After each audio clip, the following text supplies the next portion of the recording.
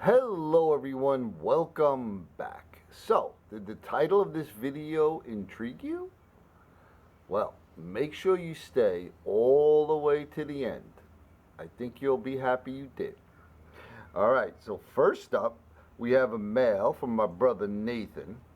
And I'm sure you all know who Nathan is, but if you don't, there's going to be a link in the description. And I reached out to Nathan. We were doing a little email back and forth on a little project I had in mind.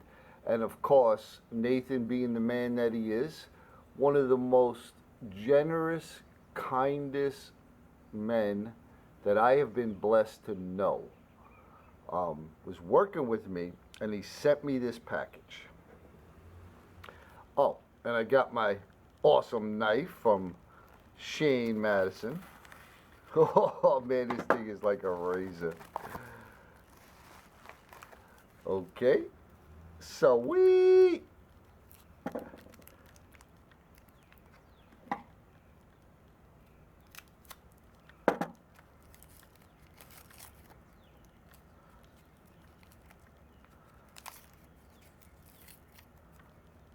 Oh yeah. Oh man. He sent me a bunch of them. Sweet.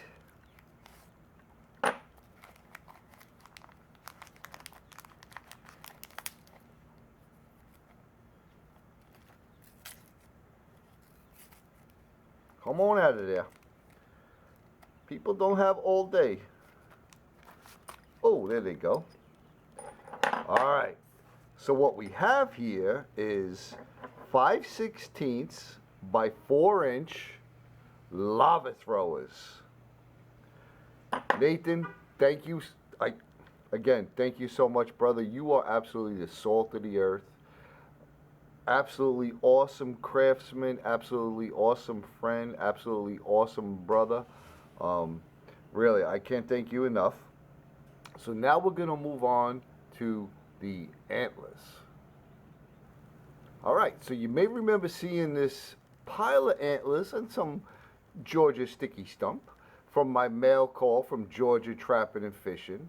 My brother Craig sent me these, totally unexpected. Well, I knew I was getting the sticky stump, but I did not expect the antlers.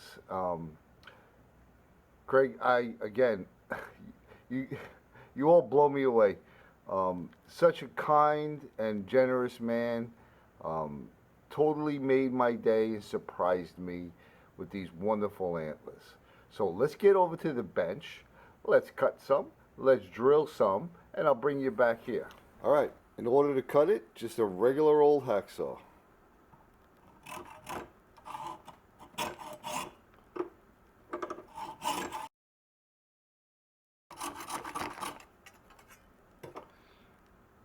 Simple as that. All right. Before we actually drill, we're going to want to figure out how we want whatever we're putting in there to look.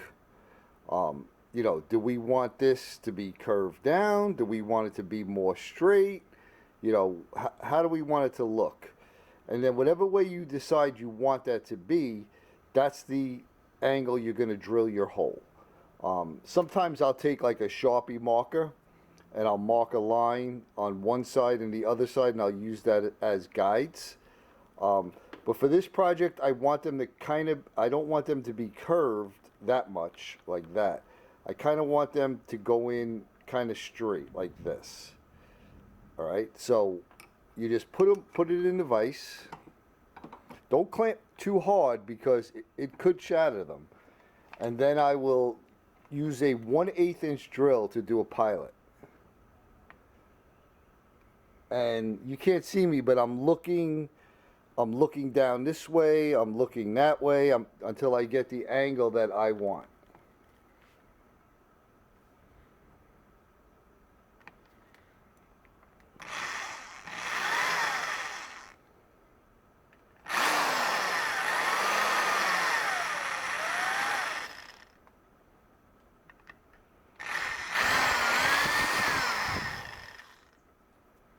And go slow, because it'll grab it and pull it in.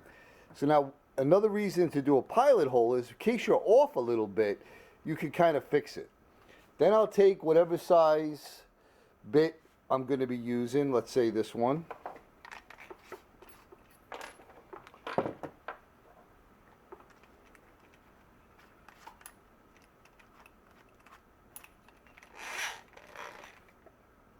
And then I'll chase that through.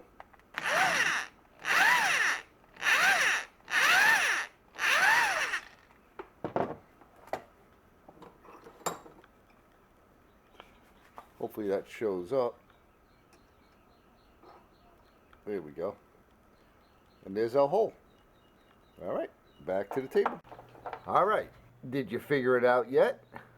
So we have the tines cut off the antlers. Just for those of you that don't know, okay, so this part here would be considered the main beam, and then this part here, which is actually broken off, would be considered the brow tine, and then this one here, so basically they use letters. It goes by the Boone and Crockett scoring. At least this is for whitetails. So it's like the main beam is a letter. I forgot exactly what they are. You know, the spread is a letter, the length, you know, all of that gets scored up. But the actual tines that come up, they're lettered G. Okay, so this would be G1, or the brow tine, and then this would be G2, and then G3, and if there was another one, G4, just a little tidbit of information there. So, we have a G2 here. We got the hole drilled. Now this is a 5/16 hole, and this is a 5/16 rod. As you can see, it just barely fits in there, which is great because we're going to scrape off some of the coating on there so we can epoxy it in.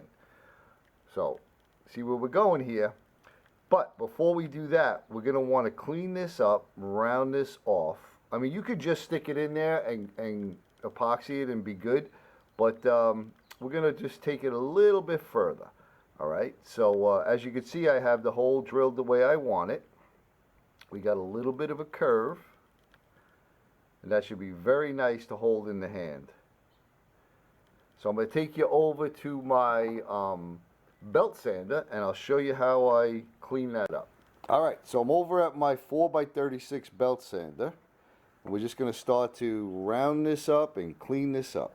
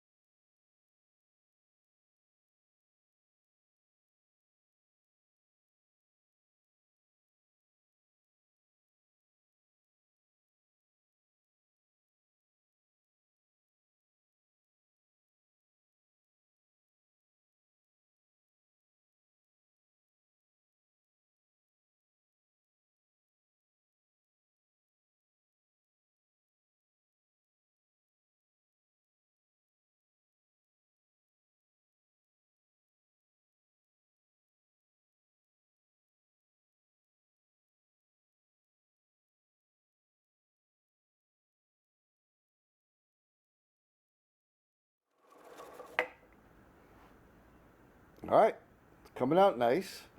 So I'll refine this a little bit more, and then I'll show you the next step, what we're going to do down here.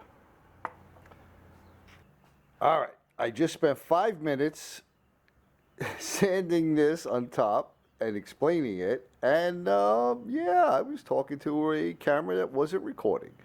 So I just have another tine here, and I'm going to show you how I clean it up after I round it off. So I'm going to be using the top here. Now, it's coming down this way. Make sure you don't come back here. If you come back here, it's going to come flying.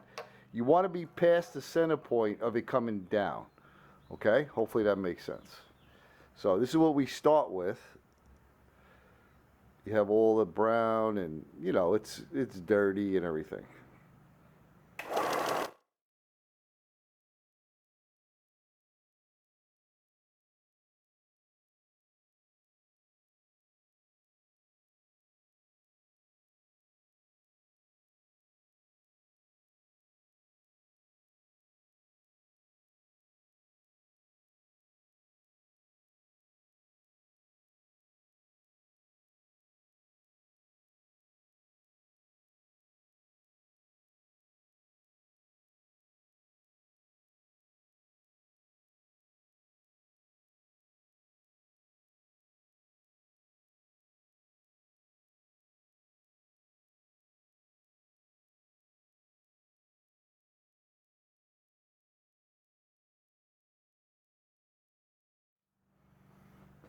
Okay, so okay, so you can take that as far down as you want. I like to leave some of that, I guess it's called bark, in there.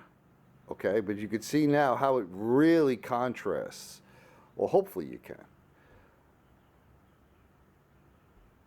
All right, I'll bring you back to the table.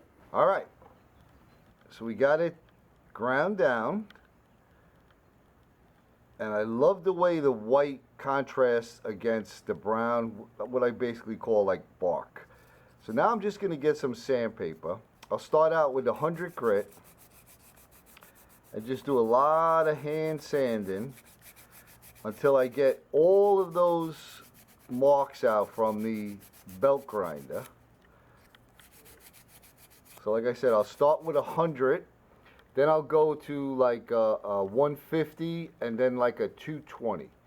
And when I get to that stage, I'll bring you back. All right, so we got it all sanded up. Very, very smooth. Hopefully my lens isn't fogged up. But we're going to take this over to the my cluttered bench and we're going to polish it. So let's head over there. All right, so I have my homemade polishing wheel. This is I guess it's called a reversible motor or bidirectional motor. Whichever way you turn it before you start it, that's the way it goes. So I've explained this before, but just in case somebody hasn't seen it, when you're polishing something, you want this to rotate down if you're going to hold it here. If for some reason you're going to hold it back there, then you would want it to turn that way. So that if it was turning this way and you held it down here, it would kick up on you. Okay? And then I have some just white polishing compound. So I'm going to start this off, spin it, turn it on.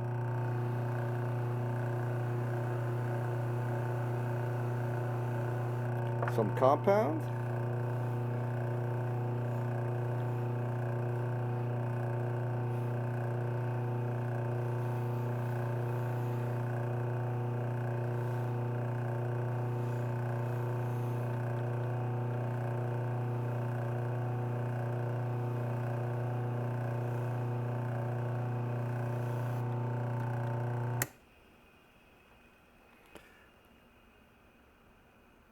Not sure if you can see the shine on it, but so that's how you do it. Try to keep it moving. Don't hold it in any one spot, because if it's very soft material, you will make like a little wavy pattern. So I'm going to bring this back over to the bench, and I'll show you what it looks like after it's polished. All right, so it's all polished up. I love polished antler. It's so smooth. So now we're going to take the ferro rod and we're going to epoxy it in. Now you may be tempted to force it in, but when you're working with antler and you really don't have a lot of space around there, it will crack. Plus, the epoxy doesn't stick good to the end of the ferro rod. So we're just going to clean this off. Let me grab a piece of... We'll just get a piece of sandpaper, put it in here like this, and continually turn it. As you can see, it's already starting to come off.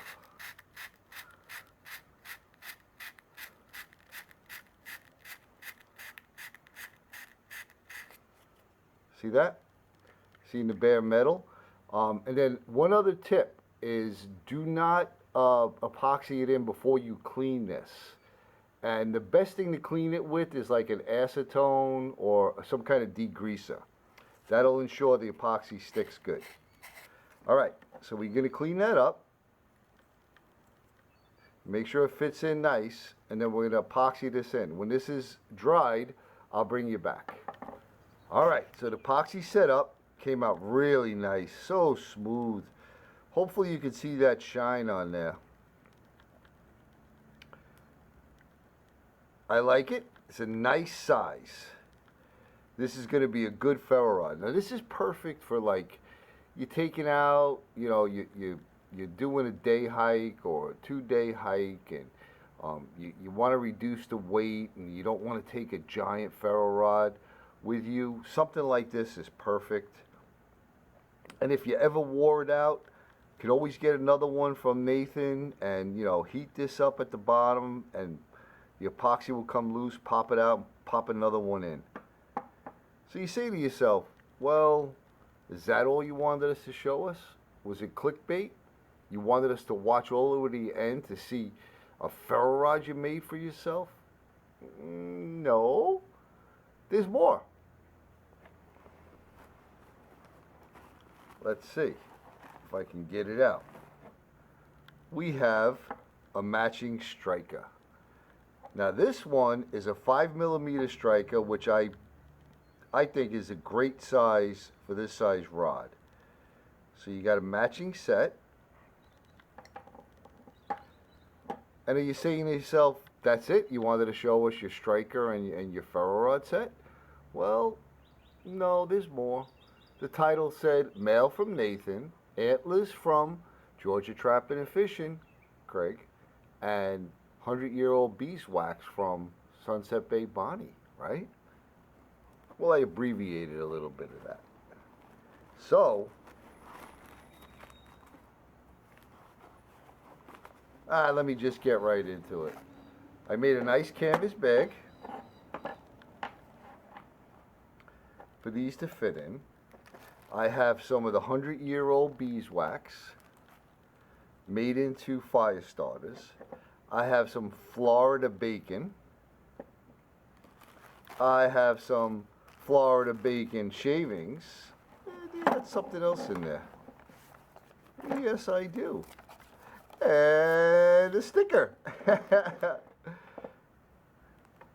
So you all figure it out yet?